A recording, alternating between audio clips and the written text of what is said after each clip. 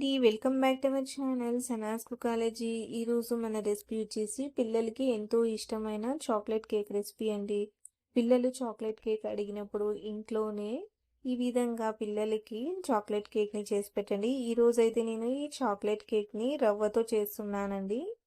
రవ్వతో చేసినా కూడా ఈ చాక్లెట్ కేక్ అనేది చాలా స్పంజీగా చాలా టేస్టీగా ఉంటుందండి. అలాగే దీన్ని ప్రిపేర్ చేసుకోవడం కూడా చాలా ఈజీ. పదండి ఇప్పుడు ఈ చాక్లెట్ కేక్ని ఎలా ప్రిపేర్ చేసుకోవాలో చూసేద్దాం. ముందుగా నేనైతే జార్ని తీసుకుంటున్నాను. ఇప్పుడు ఇందులోకి మనం 1 కప్పు బొంబాయి రవ్వ, అదే అండి సోజీ ఉంది కదా సన్న రవ్వ, దాన్ని వేసుకోవాలి.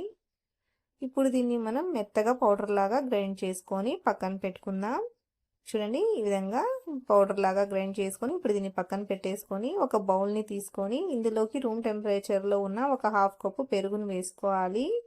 అలాగే 1/2 కప్పు పంచదారను వేసుకోవాలి. ఇప్పుడు ఈ రెండింటిని బాగా మిక్స్ చేసుకోవాలండి. పంచదార కూడా బాగా కరిగిపోవాలి. చూడండి, ఈ విధంగా విస్కర్తో బాగా మిక్స్ చేసుకోవాలి. చూడండి, పంచదార కూడా బాగా కరిగిపోయింది. ఇప్పుడు ఇందులోకే మనం 1/4 కప్పు వంట నూనెనండి, అదే రీఫైండ్ ఆయిల్, సన్ఫ్లవర్ ఆయిల్ని వేసుకోవాలి. ఏ ఫ్లేవర్ లేని ఆయిల్ని వేసుకోవాలండి కేక్లోకి.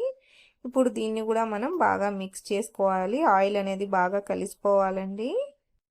చూడండి, ఈ విధంగా బాగా అన్నిటిని మిక్స్ చేసుకున్నాక ఇప్పుడు మనం ఇందులోకి గ్రైండ్ చేసుకున్న రవ్వ పౌడర్ని వేసుకోవాలి. పౌడర్ని వేసేసుకున్నాక ఇప్పుడు దీన్ని మనం బాగా మిక్స్ చేసుకుందాం. ఈ విధంగా వన్ డైరెక్షన్లోనే ఉంటలు లేకుండా బాగా మిక్స్ చేసుకోవాలి. చూడండి, ఈ విధంగా అంతా బాగా మిక్స్ చేసుకున్నాక ఇప్పుడు మనం మూత పెట్టేసి దీన్ని ఒక 10 నిమిషాల పాటు పక్కన పెట్టేసుకుందాం. ఈలోపు మనం బేకింగ్ టిన్ని రెడీ చేసుకుందాం. బేకింగ్ టిన్ లోపల ఈ విధంగా బటర్ పేపర్ని ప్లేస్ చేసుకోవాలి. ఇప్పుడు దీని లోపల బటర్ కానీ ఆయిల్ కానీ ఈ విధంగా గ్రీస్ చేసుకోవాలి. ఒకవేళ మీ దగ్గర బటర్ పేపర్ లేకపోతే టిన్కి కొద్దిగా ఆయిల్ కానీ బటర్ కానీ అప్లై చేసుకొని గోధుమ పిండితో లేదా మైదా పిండితో డస్ట్ చేసుకొని పెట్టుకోవచ్చు. ఈ విధంగా టిన్ని రెడీ చేసి పక్కన పెట్టుకొని ఇప్పుడు స్టవ్ మీద మందపాటి ప్యాన్ కానీ లేదా ఓల్డ్ కుక్కర్ కానీ పెట్టుకొని ఇప్పుడు దీని లోపల స్టాండ్ని పెట్టుకోవాలి. మీ దగ్గర స్టాండ్ లేకపోతే ప్లేట్నైనా ఫోల్డ్ చేసి పెట్టుకోవచ్చు. ఇప్పుడు మూత పెట్టేసి దీన్ని 10 నిమిషాల పాటు ప్రీ హీట్ చేసుకోవాలి. ఇంకొక సైడ్ చూడండి, ఇది కూడా బాగా నానింది. ఇప్పుడు దీని మీద మనం జల్లెడని పెట్టుకొని ఇప్పుడు దీంట్లోకి ఒక 2 టేబుల్ స్పూన్ల కోకో పౌడర్ని వేసుకోవాలి.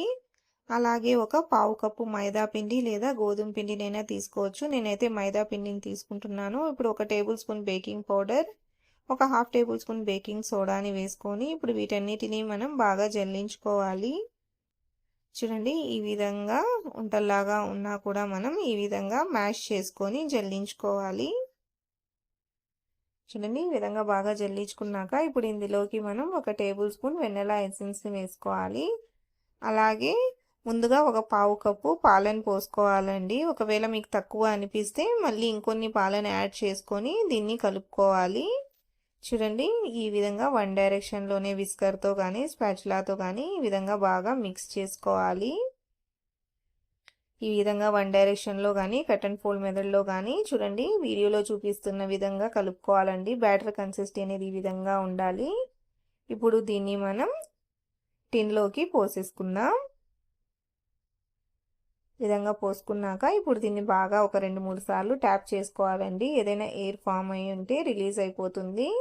ఇప్పుడు దీని మీద మనం గార్నిషింగ్ కోసం మీ దగ్గర చాక్లెట్ చిప్స్ ఉంటే చాక్లెట్ చిప్స్ని వేసుకోండి, లేదా డ్రై ఫ్రూట్స్నైనా చాప్ చేసి వేసుకోవచ్చు. నేనైతే చాక్లెట్ చిప్స్ని వేసుకుంటున్నాను. ఇప్పుడు ఈ విధంగా గార్నిష్ చేసుకున్నాక ఇంకొక వైపు చూడండి, మన కుక్కర్ కూడా ప్రీహీట్ అయిపోయిందండి బాగా. ఇప్పుడు దీని లోపల మనం ఈ టిన్ని పెట్టేసుకొని ఇప్పుడు మూత పెట్టేసి ఒక 30 నుంచి 35 నిమిషాల పాటు మీడియం ఫ్లేమ్లో బేక్ చేసుకోవాలి.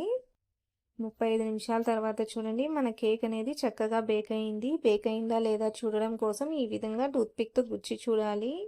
టూత్పిక్ అనేది క్లియర్గా వస్తే మన కేక్ అనేది పర్ఫెక్ట్గా బేక్ అయినట్టు. ఒకవేళ మీకు తడిగా అనిపిస్తే ఇంకొక 10 నిమిషాల పాటు బేక్ చేసుకోండి. ఇప్పుడు ఈ టిన్ని మనం కుక్కర్లో నుంచి తీసి బయట పెట్టుకుందాం. ఇప్పుడు దీని మీద తడి క్లాత్ని వేసుకొని దీన్ని బాగా చల్లారనివ్వాలి. చూడండి, మన కేక్ అనేది కంప్లీట్గా బాగా చల్లగా అయిపోయిందండి. ఇప్పుడు దీన్ని మనం డిమోల్డ్ చేసేసుకుందాం. దీన్ని ఊరికే ఈ విధంగా ఫోల్డ్ చేస్తే చాలండి, ఈజీగా వచ్చేస్తుంది. ఒకవేళ మీకు రాకపోయినా మీరు స్పాటిలాతో కానీ నైఫ్తో కానీ సైడ్స్ కొంచెం ఇచ్చేసుకుంటే ఈజీగా వచ్చేస్తుంది. ఎంత పర్ఫెక్ట్గా బేక్ అయిందో చూడండి మన కేక్ అనేది. ఇప్పుడు దీనికున్న బటర్ పేపర్ని తీసేసుకుందాం. బటర్ పేపర్ కూడా ఈజీగా వచ్చేస్తుందండి. అంతేనండి, మన సూజీ చాక్లెట్ కేక్ అనేది రెడీ అయిపోయింది. చూడండి, చూడడానికి ఎంత ఎమ్మీగా ఉందో కదండి, ఎంత కలర్ఫుల్గా వచ్చిందో చూడండి. చూస్తూ ఉంటేనే తినేయాలన్నంత బాగా వచ్చింది చూడండి కేక్ అనేది. చూడండి ఎంత సాఫ్ట్గా వచ్చిందో, ఎంత స్పంజీగా వచ్చిందో చూడండి. లోపల నుంచి కూడా ఇది చక్కగా పర్ఫెక్ట్గా బేక్ అయిందండి. చూడండి ఎంత బాగా బేక్ అయిందో. తినడానికి కూడా ఇది చాలా చాలా టేస్టీగా ఉంటుందండి. అసలు మనం రవ్వతో చేసిన కేక్ టేస్ట్ లాగే ఉండదండి. నార్మల్గా మనం పిండితో చేసుకునే కేక్ లాగే ఉంటుంది. పిల్లలు కేక్ అడిగినప్పుడు ఇంట్లోనే ఈ విధంగా ఈ రవ్వ చాక్లెట్ కేక్ని ఒకసారి ట్రై చేసి చూడండి. మీకు ఈ చాక్లెట్ కేక్ రెసిపీ ఎలా అనిపించిందో నాకు తప్పకుండా కామెంట్లో తెలియచేయండి. అలాగే మీకు ఈ వీడియో నచ్చినట్టయితే లైక్ చేయండి, షేర్ చేయండి. అలాగే నా ఛానల్ని సబ్స్క్రైబ్ చేసుకోండి. Thanks for watching.